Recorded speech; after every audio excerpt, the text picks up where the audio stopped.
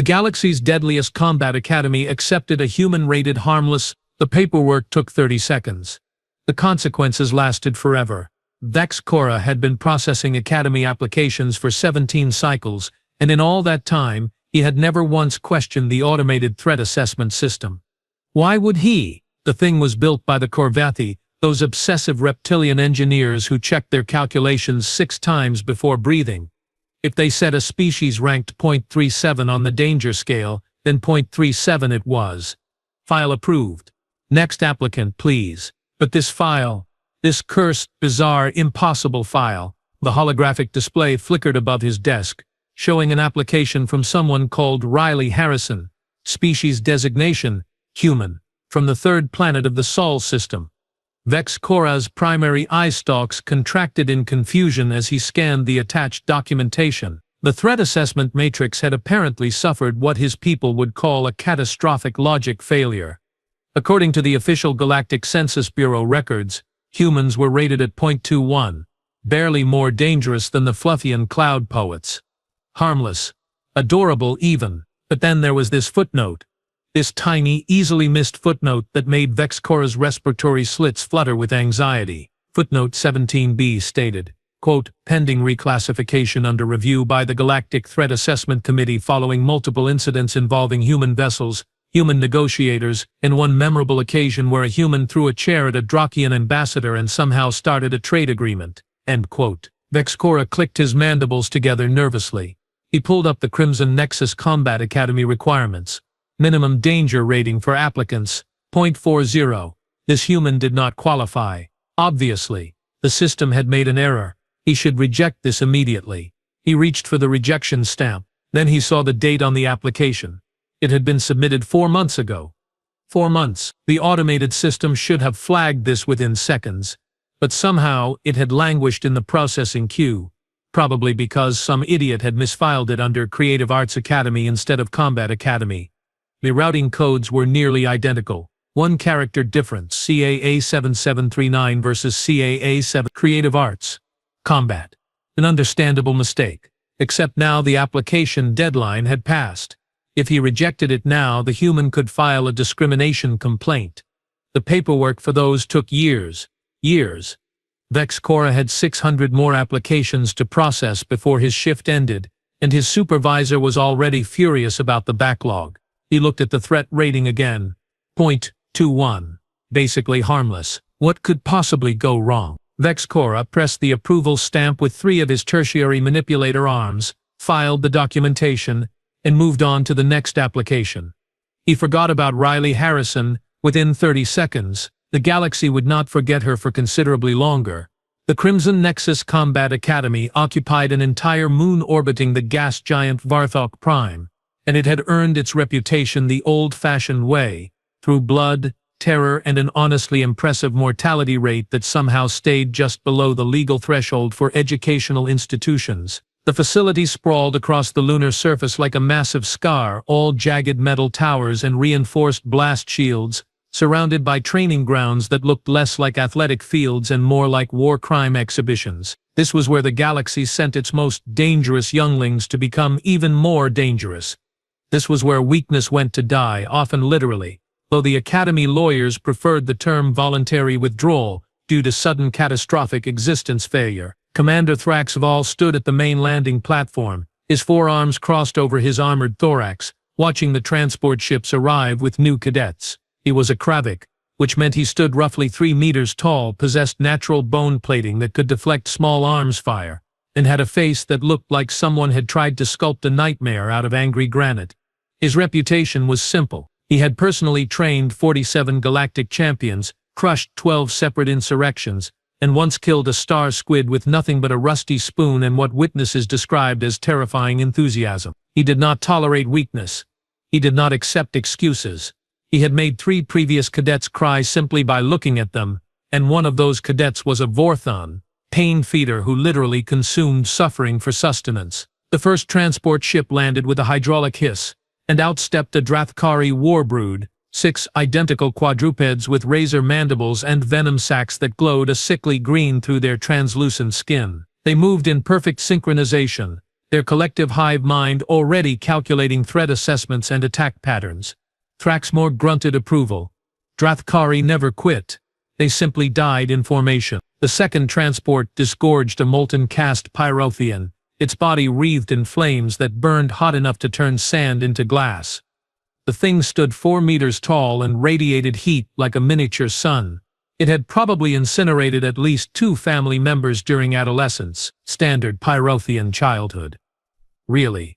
Thraxval nodded. Fire breathers were predictable, but effective. Third came a void swimmer, one of those unsettling translucent beings from the dark spaces between stars. It did not walk so much as reality seemed to bend around it, creating the impression of movement without actual motion. Its species could survive unprotected in hard vacuum, and their neural systems operated on frequencies that drove most telepaths insane. Thraxval respected void swimmers. They were polite, efficient, and absolutely merciless when provoked. Transport after transport landed. A crystalline blade dancer, whose limbs could slice through reinforced steel. A pair of Gorthian berserkers already growling at each other in their guttural language. A synthmorph who had replaced 70% of its organic components with military-grade combat enhancements. A shade stalker whose natural camouflage made it nearly invisible even in broad daylight. Each one radiated danger.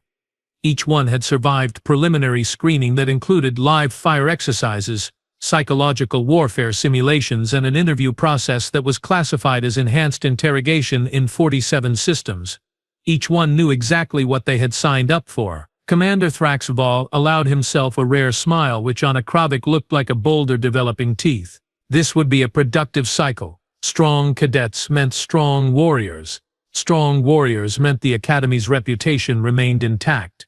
And an intact reputation meant continued funding, which meant he could keep ordering those delightful spiced protein cubes from the commissary. Everything was proceeding according to plan. Then the final transport landed, and Riley Harrison stepped out, wearing a backpack covered in decorative pins and carrying what appeared to be a travel mug with a cheerful logo. Commander Thraxval's smile evaporated like water on a Pyrothean's forehead. Riley Harrison descended the transport ramp with the kind of enthusiasm usually reserved for theme park visits or surprise birthday parties. She was average height for a human, which meant she was dwarfed by approximately 90% of the beings on the landing platform. Her hair was pulled back in a ponytail. She wore comfortable clothing that suggested absolutely zero awareness of military protocol, and her backpack, decorated with pins featuring various earth animals and phrases like "keep calm and paint on," jingled with what sounded like art supplies. She took a deep breath of the recycled lunar atmosphere, smiled like someone had just offered her fresh cookies, and said to no one in particular, "Wow, this place has amazing architectural energy, very brutalist, very angular. I can already feel the creative inspiration flowing." The Drathkari warbrood froze mid-step. All 6 units turned their heads in perfect synchronization to stare at the human. Their collective consciousness struggled to process what their sensory organs were reporting. A human. Here. At Crimson Nexus. Humans. The species that had somehow, inexplicably, terrifyingly turned first contact into a recurring nightmare for half the galaxy's diplomatic corps. The Pyrothean's flames flickered and dimmed slightly, which for its species was the equivalent of a nervous gulp. The void swimmer actually became slightly more visible, so startled it lost concentration on its reality-bending techniques. Riley noticed none of this. She was too busy pulling out a small device and taking photographs of the facility's exterior. Oh my gosh, the way the light hits those blast shields is just gorgeous.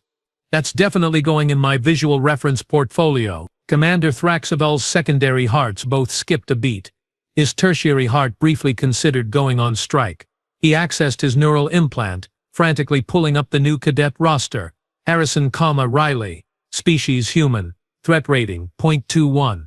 Assigned quarters Block 7. Training schedule, standard first cycle orientation. There had been a mistake. Obviously. Clearly. Some catastrophic administrative failure had occurred. Humans did not attend Crimson Nexus. Humans attended nice, safe educational institutions, where the most dangerous thing was cafeteria food and academic disappointment.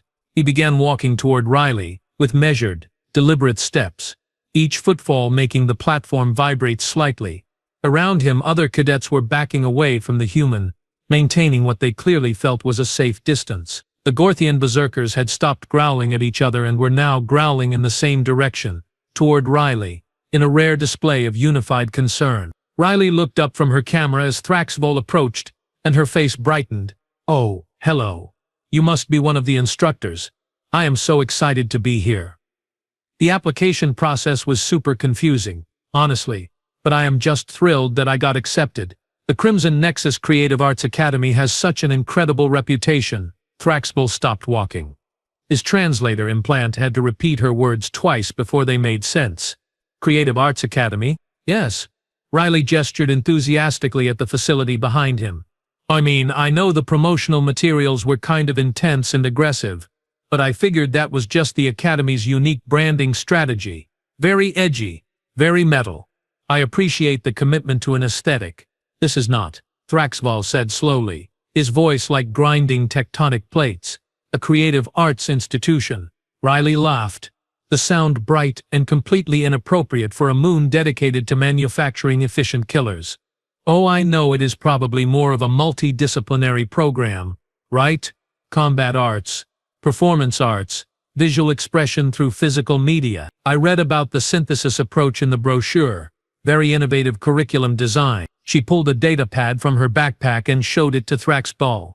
See, right here, Crimson Nexus Academy, CAA 7740. Offering intensive training in advanced techniques, pushing students beyond their limits, forging excellence through trial by fire. That last part is obviously a metaphor. She paused, noticing the Pyrothean nearby. Probably a metaphor. Thraxvol looked at the datapad. Then he looked at Riley. Then he looked back at the datapad. Then in a moment of profound cosmic understanding, he realized exactly what had happened. Someone in the admissions department had confused CAA 7740, Combat Academy, with CAA 7739, Creative Arts Academy, and they had sent him a human, a cheerful, oblivious, paint-obsessed human, to the galaxy's deadliest military training facility. Thraxvol's primary brain briefly entertained the idea of immediate retirement. Thraxvol made a command decision. He would let Riley attend the first day of orientation, document her inevitable failure, and then process her immediate transfer to an appropriate institution. Simple, clean, bureaucratically sound. The human would wash out within hours, probably after the first physical assessment, and this whole embarrassing situation would resolve itself. This plan lasted approximately 47 minutes before reality intervened with a chainsaw. The first exercise was atmospheric conditioning, a nice gentle introduction where cadets ran 15 kilometers across terrain that randomly shifted between standard gravity, triple gravity, and brief moments of complete weightlessness. The Drothkari war brood typically completed this in 32 minutes. The Academy record, held by a cyborg cheetah equivalent from Nexus 9, was 28 minutes. Riley finished in 26 minutes, humming the entire time. She crossed the finish line barely breathing hard, and immediately began stretching. Wow, that was fantastic. Really good warm-up. I love how the gravity shifts forced us to stay present in our bodies. Very mindful, very grounded. She paused. Well, except for the parts where we were not grounded. But you know what I mean. Instructor Krelinix, a four-armed Vexorian with 17 combat certifications, stared at his chronometer like it had personally betrayed him. He looked at Riley. He looked at the chronometer again. He considered the possibility that he was hallucinating. The other cadets, who were still straggling across the finish line, regarded Riley with expressions ranging from confusion to existential dread. The second exercise was classified as dynamic environmental response training.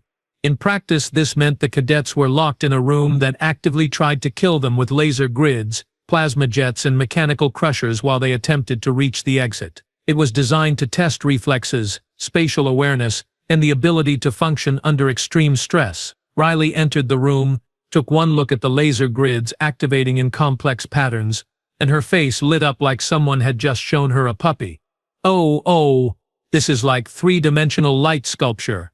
The way the beams intersect creates these gorgeous geometric forms. The negative space is just beautiful. She proceeded to move through the laser grid like she was performing an elaborate dance routine, her body bending and twisting with fluid precision that suggested either years of training or complete detachment from survival instincts. She hummed a tune that sounded suspiciously like classical earth music, something with violins and dramatic crescendos, perfectly timing her movements to the rhythm. The mechanical crushers activated.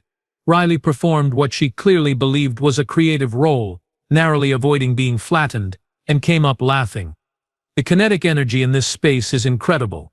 Whoever choreographed this really understands dynamic movement. She reached the exit in 4 minutes and 30 seconds. The previous record was 11 minutes. Instructor Krelinix checked his chronometer again, then threw it against the wall where it shattered into 16 pieces. By lunch, the other cadets had begun whispering among themselves in their various languages, clicks, chemical signals and telepathic bursts. The general consensus was that the human was either a secret weapon planted by the Academy to test their nerves, or possibly a deity of chaos taking physical form for its own amusement. The afternoon session was weapons familiarization. Each cadet was given a standard plasma cutter, a weapon capable of slicing through reinforced armor plating, and instructed on basic handling, maintenance, and combat applications. Riley picked up her plasma cutter, examined it from multiple angles, and nodded appreciatively. "Oh, I see. This is like advanced energy sculpting. The plasma torch technique, but on a much more sophisticated level. The control mechanism is really intuitive." Instructor Vorgath, a grizzled Kravik veteran who had survived 3 wars and 2 Academy budget reviews, demonstrated a basic combat stance and strike pattern. "This is how you disable an opponent's primary weapon arm." Riley mimicked the movement, but in her mind she was clearly visualizing something entirely different. "So we are using directional energy flow to create 3-dimensional forms through additive and subtractive processes. I love it. Very experimental." Vorgath activated a training dummy, a heavily armored construct designed to withstand sustained plasma fire. "Cadet Harrison, please demonstrate the strike pattern on the target." Riley approached the dummy, plasma cutter humming in her hand. She tilted her head, studying it like an artist contemplating a blank canvas. "The form is very rigid, very geometric. I think it needs more organic flow, maybe some curved lines to contrast with the angular base structure." She activated the plasma cutter and proceeded to completely dismantle the training dummy in approximately 15 seconds, her cuts so precise and fluid that the armored pieces fell away in what genuinely looked like an artistic arrangement. When she finished, the dummy's components lay on the ground in a pattern that somehow resembled a flower. Riley stepped back, admiring her work. "I probably went a little too abstract with the interpretation, but I think the essence is there." The other cadets stared. The Pyrothian's flames turned blue, which for its species indicated extreme confusion mixed with primal fear. Instructor Vorgath looked at the remains of the training dummy, which had cost the Academy 6,000 credits. He looked at Riley, who was cheerfully cleaning her plasma cutter. He looked at Commander Thrax Vol, who was watching from the observation deck with an expression that suggested his soul had left his body and was currently filing for independent citizenship. By the end of the first day, Riley Harrison had broken 4 Academy records, accidentally terrified 18 cadets representing 9 different species, and remained completely convinced she was attending an avant-garde art school with a really committed performance art program. The emergency faculty meeting convened at 0300 hours, which was traditionally the time reserved for existential crises and budget disasters. Commander Thraxwell sat at the head of the table, his forearms folded in a configuration that his species used to signal profound displeasure mixed with administrative exhaustion. Around him sat 7 instructors, each representing different combat disciplines, and each looking like they had witnessed something that fundamentally challenged their understanding of reality. Instructor Krelinix spoke first, his voice hoarse. "She broke the obstacle course." "Clarify," Thraxval said, though he suspected he already knew the answer. "Not broke the record, broke the actual course. The Phase 3 electrified balance beams, the ones made from Korvathi military-grade alloy that can support 3,000 kilograms." She leaned on one while, and I quote, "admiring the structural tension dynamics, and the support beam just snapped, like a dry twig." She apologized, said she must have found a weak point, and offered to help with repairs. Krelinix's secondary eyes twitched. "There are no weak points. We checked 6 times. Instructor Vorgath leaned forward, his bone plating scraping against the table. "During the endurance trial on day 3, the one where cadets wear 80-kilogram weight vests and climb the thermal exhaust shafts, she stopped halfway up. I thought, Finally, the human has reached her limit. No. She stopped because she saw some kind of mineral deposit in the shaft wall and wanted to examine the crystalline structure. She hung there with one hand for 6 minutes, just looking at rocks, while the other cadets climbed past her in absolute terror. She called it a teachable moment about finding inspiration in unexpected places, added Instructor Zalfix, a void swimmer whose translucent form rippled with agitation. Then she completed the climb in half the required time while lecturing about geological aesthetics. Thraxivol felt a headache forming in his primary brain. What about the psychological resistance training? Instructor Morvax, a telepathic Quellian whose species specialized in mental warfare, made a sound like wind whistling through a graveyard. I attempted standard fear projection protocols. Images of death, failure, cosmic insignificance, the usual curriculum. She smiled. Actually smiled. Then she thanked me for the, quote, fascinating exploration of the shadow self, and asked if we could schedule regular sessions because she felt it would really help her artistic growth. I scanned her surface thoughts, Morvax continued, their voice dropping to a whisper. Do you know what humans think about during combat scenarios? This human was mentally planning a color palette. She experienced our death simulations while contemplating whether cobalt blue or cerulean would better capture the emotional weight of existential dread. Instructor Herrick, a synthmorph, whose body was 60% weaponized cybernetics, slammed a metallic fist on the table. Day 5. Toxin resistance training. We exposed the cadets to 17 different atmospheric poisons, incrementally increasing dosage to build tolerance. Standard protocol. The Drathkari Warbrood handled 8 before requesting medical intervention. The Pyrothian managed 11. Harrison sat there breathing nerve toxins while doing something she called sketching gesture studies of the other cadets. She completed all 17 exposures and asked if there were more because, and again I quote, the lightheadedness was giving her really interesting visual distortions that she wanted to capture while fresh. Medical scanned her afterward, Eric continued. Her biology was processing the toxins, but her stress hormones were identical to someone taking a relaxing bath. A bath. While breathing compounds that dissolved the Gorthian berserker's mucous membranes. Instructor Fextil, who taught weapons mastery, raised a manipulator appendage. Can we discuss the incident with the null blade? Every instructor at the table simultaneously winced. The null blade, Fextil said, is a weapon we use for advanced cadets only, typically in their 3rd cycle.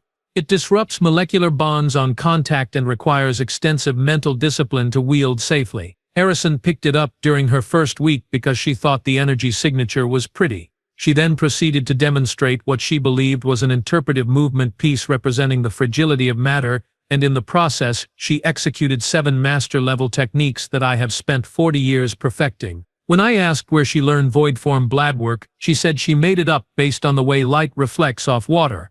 Fextil's voice cracked slightly. 40 years of study. She made it up. Thraxval closed all 4 of his eyes. I have reviewed the intelligence reports on human species performance across the galaxy. 3 years ago, a human diplomat ended a 40-year war by accidentally insulting both sides so thoroughly that they unified against her. Then she negotiated a peace treaty before they could organize an assault. 2 years ago, a human cargo hauler crew fought off a Draken pirate fleet using improvised weapons and what they described as spite. Last year, a human scientist solved a theoretical physics problem that had stumped the Korvathi for 6 generations, and when asked how, she said she was bored during lunch. He opened his eyes and looked at each instructor in turn. Humans are not rated .21 because they are weak. They are rated .21 because the rating system was not designed to measure weaponized insanity. Harrison is not an exception. She is the standard, and we simply did not know it. So what do we do? Krelenix asked. We cannot train her. She is already beyond our curriculum, and she does not even know she is being tested. Thraxval's mandibles clicked together in thought. We escalate. We throw scenarios at her that should be impossible. We push until something breaks, either her or our understanding of what humans are capable of. Tomorrow, she faces the survival gauntlet. Around the table, the instructors shifted uncomfortably. The survival gauntlet had a 63% injury rate and a 12% fatality rate, even among 4th cycle cadets. And if she succeeds, Vorgath asked. Thraxva stood, his massive frame casting shadows across the room. Then we admit that we have been training warriors for 200 years, and we have been doing it wrong. The survival gauntlet occupied an entire subsection of the Academy's lower levels, a sprawling nightmare maze that combined every lethal element the instructors could legally implement without triggering galactic sanctions: automated defense systems, environmental hazards, predatory creatures bred specifically for aggression, and terrain that actively resisted survival. Cadets who entered were expected to last 20 minutes. Completing the full course required 2 hours of sustained combat, problem-solving, and the kind of determination that bordered on psychosis. Fourth cycle cadets trained for months before attempting it. Riley was being sent in after 1 week. Commander Thraxbull stood in the observation deck with every available instructor, their eyes fixed on the monitor arrays showing multiple camera angles of the gauntlet interior. Riley stood at the entrance portal, wearing standard combat gear that she had somehow personalized with hand-drawn designs along the sleeves. She was stretching, doing some kind of human flexibility routine, and humming again. Always with the humming. Cadet Harrison, Thraxbull's voice boomed through the chamber speakers. You will navigate the survival gauntlet. There is no time limit. Exit when you can no longer continue. Medical teams are standing by. Riley gave a thumbs-up gesture toward the nearest camera, which the human database indicated meant affirmation or approval. Got it. This is like a full-spectrum environmental installation piece, right? Immersive performance art. I am so ready. The entrance portal opened with a hydraulic hiss, revealing a corridor that immediately branched into darkness. Riley walked in like she was entering a museum gallery. The first challenge activated within 30 seconds. Murder bots, as the cadets affectionately called them, dropped from ceiling hatches, sleek chrome constructs equipped with plasma cutters, projectile weapons, and threat assessment algorithms that targeted vital areas with ruthless efficiency. 12 of them surrounded Riley in a coordinated attack pattern. Riley stopped walking and observed them with genuine curiosity. Oh wow! The mechanical movement is so fluid. Servo motors, obviously. But the articulation is really graceful. The murder bots opened fire. Riley moved, not with the calculated precision of a trained warrior, but with the unself-conscious fluidity of someone who had simply never considered that stopping was an option. She flowed between plasma bolts like water, finding paths through rocks, her body bending at angles that made the observing instructors question human skeletal structure. She was humming something upbeat, possibly a tune from her homeworld, something with a bouncy rhythm completely inappropriate for mortal combat. One murder bot lunged at her with its plasma cutter extended. Riley caught its arm, redirected its momentum using what an instructor Fextel recognized as a master-level joint manipulation technique, and sent it crashing into 3 of its companions. The kinetic energy transfer is really satisfying, Riley said to no one in particular. Very cause and effect, very action and reaction. She dismantled all 12 murder bots in 90 seconds while providing running commentary on their construction quality. In the observation deck, Instructor Harrick's optical sensors were flickering. She is analyzing them. While fighting them, she is treating combat like a learning opportunity. The second section of the gauntlet introduced atmospheric hazards, zones that cycled through toxic gas, extreme heat, flash freezing cold, and brief intervals of hard vacuum. The environmental shifts occurred every 45 seconds, forcing cadets to constantly adapt or suffer catastrophic biological consequences. Riley jogged through this section like she was on a morning run through a park. She held her breath during vacuum intervals with the casual ease of someone who had apparently spent time swimming. She walked through the toxic gas while commenting on the interesting way it refracted light. The extreme temperatures made her adjust her pace slightly, but only slightly, and she spent the heat intervals talking about thermal dynamics and artistic applications of temperature gradients. This would be amazing for experimental sculpture work, she said, her voice picked up by her comm unit. Controlled environmental shifts affecting material properties in real time. The metamorphosis potential is incredible. She completed the atmospheric section in 18 minutes. The Academy record was 34 minutes. The third section contained the Nasher, a bioengineered predator from the quarantined Zelvoth system. 3 meters of muscle, fang and hunting instinct compressed into a form that evolution had specifically designed for killing. It had successfully injured or killed 70% of the cadets who encountered it. The creature was kept semi-starved to maintain aggression. Riley entered the Nasher's arena, a circular chamber with minimal cover and maximum psychological pressure. The Nasher emerged from its holding pit, all rippling muscle and dripping fangs, releasing a roar that registered on seismic sensors. Riley clasped her hands together. "Oh my gosh, you are magnificent. Look at that bone structure. The musculature definition is just beautiful. Can I sketch you? Would you hold still for like 2 minutes?" In the observation deck, every instructor leaned forward simultaneously. The Gnasher charged, its claws tearing furrows in the reinforced floor plating. Riley sidestepped at the last possible second, her hand reaching out to gently touch the creature's flank as it passed. "Your movement is so powerful, very primal." The Gnasher spun, confused. Prey did not behave this way. Prey ran or fought or cowered. Prey did not offer compliments. Riley sat down cross-legged on the floor, maintaining eye contact with the creature. She pulled a ration bar from her pocket, broke it in half, and offered one piece toward the Gnasher. "You are probably hungry, right? This is not great, very processed, but it has got protein." The Gnasher approached slowly, its predatory instincts warring with confusion.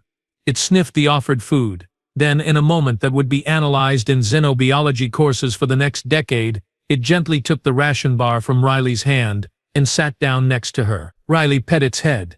The Gnasher made a sound somewhere between a purr and a rumble. "We are calling off the gauntlet," Instructor Vorgath said flatly.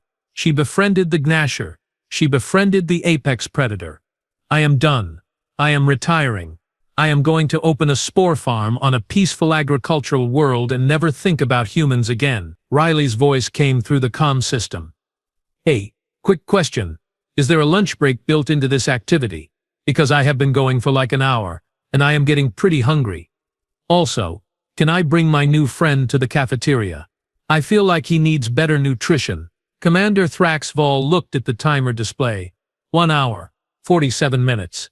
Riley had completed 93% of the survival gauntlet, had befriended the murder creature and was now asking about meal schedules. He made a decision that would change the Academy forever. Commander Thraxval summoned Riley to his office at 0800 hours the following morning.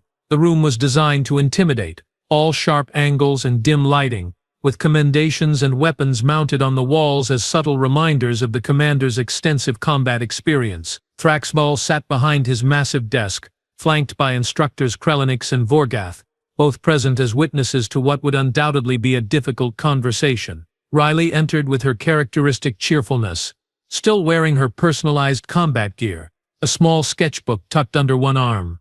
"Good morning, Commander. Thank you for the feedback session. I know my interpretation of the curriculum has been a little unconventional, but I am really enjoying the experimental approach to art education here." Thraxval gestured to a chair with one of his 4 arms. "Cadet Harrison, please sit. We need to discuss your enrollment." Riley sat, her expression open and curious. No fear, no suspicion, just genuine interest. Thraxval pulled up a holographic display showing Riley's acceptance letter, the original document from the Academy's database. He rotated it so she could see clearly. "Please read the institution name at the top of this document." Riley leaned forward, squinting slightly. "The Crimson Nexus Combat Academy." She paused, her head tilted. "Combat Academy." Another pause. "Combat." She looked down at her sketchbook, then back at the holographic display. "Not Creative Arts Academy." "Correct," Thraxval said carefully. Riley's eyes moved across the document, reading phrases that had apparently not registered during her initial acceptance. Advanced weapons training, tactical response protocols, survival combat scenarios, lethal force authorization. Every single line screamed military education, not artistic expression. "So the obstacle courses were not," Riley said slowly, "performance art installations. They were combat readiness assessments," Krelenix confirmed. "And the plasma cutters were not sculptural tools. They were weapons designed to disable armored opponents," Vorgath added. "And the Gnasher was not a misunderstood art piece representing primal nature. It has killed 6 cadets over the past 4 cycles," Thraxval said. Riley sat back in her chair. Her face went through a fascinating series of expressions. Confusion, realization, embarrassment, then something that might have been amusement. The 3 instructors braced themselves for the inevitable human reaction. They had reviewed the incident reports. Humans, when confronted with deception or mishap, often responded with rage. Vocal rage, sometimes physical rage. The Academy's legal department had already prepared preliminary settlement documentation. Riley started laughing. Not angry laughter. Not hysterical laughter. Just genuine, delighted laughter that suggested she had just heard the punchline to an exceptionally good joke. "Oh my gosh," she managed between laughs. "Oh my gosh, this makes so much sense now. I kept thinking, wow, this art school has a really intense vision, very committed to the bit, but no, you all thought I was here for combat training." She laughed harder. "And I spent a week treating military exercises like creative workshops. No wonder everyone kept looking at me like I was completely insane." Thraxval exchanged glances with the other instructors. This was not the reaction they had anticipated. Riley wiped her eyes, still grinning. Okay. So, obviously there's been a clerical error. Someone mixed up the Academy codes, I am guessing. CAA 7740 instead of CAA 77. That is our assessment, Thraxval confirmed. Right. So you need to transfer me to the actual art school, process some paperwork, probably file an incident report with your administration. Riley nodded, still smiling. Makes total sense. When do I need to pack my things? Thraxval's primary and secondary hearts both skipped beats, but for entirely different reasons than before. Because Riley Harrison had just given him the perfect opportunity to correct a mistake, and he was about to refuse it. Commander Thraxval did something he had not done in 17 years of command. He made a request instead of giving an order. "Cadet Harrison, before we process your transfer, I would like to propose an alternative." He pulled up her performance metrics, a holographic display showing test results, time trials and assessment scores that formed a column of numbers so unprecedented that the Academy's database had initially flagged them as data corruption. "In 1 week you have broken or equaled 42 Academy records. You have completed exercises designed for 4th cycle cadets. You have befriended a bioweapon.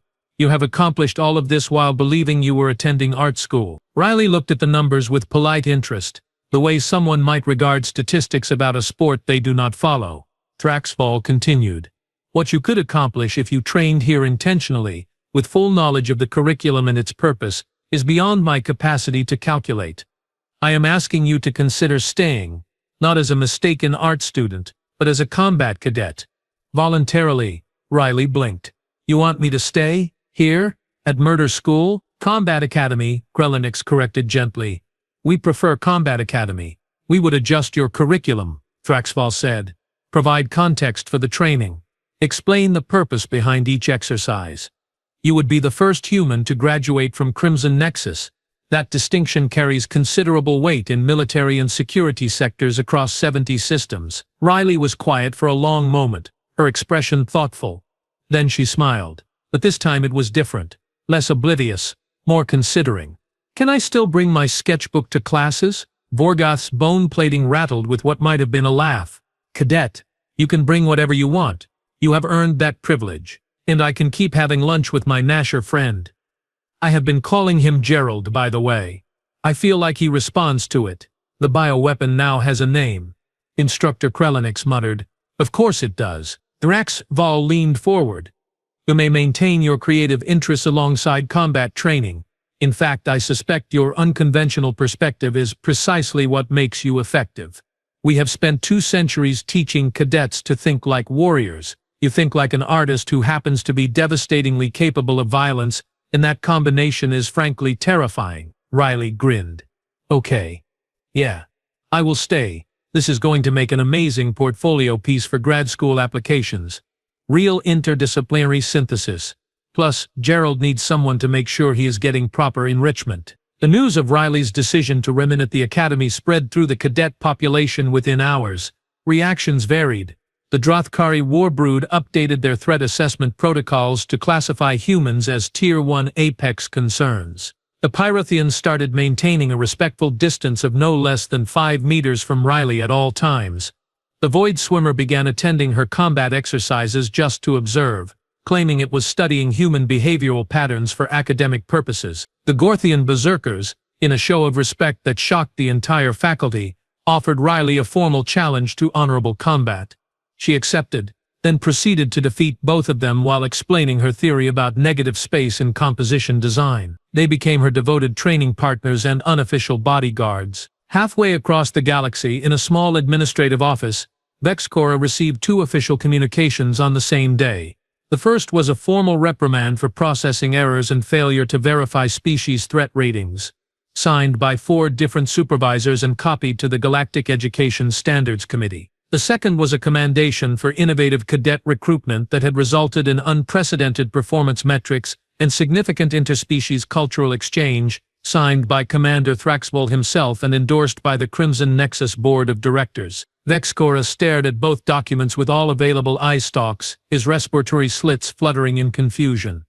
He had been simultaneously punished and praised for the same action. He decided this was probably the most bureaucratically appropriate outcome possible and filed both documents in his personal records under incidents that defy classification. The Crimson Nexus Combat Academy changed after Riley Harrison.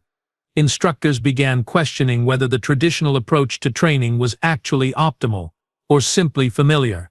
They started accepting cadets with unconventional backgrounds. They integrated creative problem-solving into combat scenarios.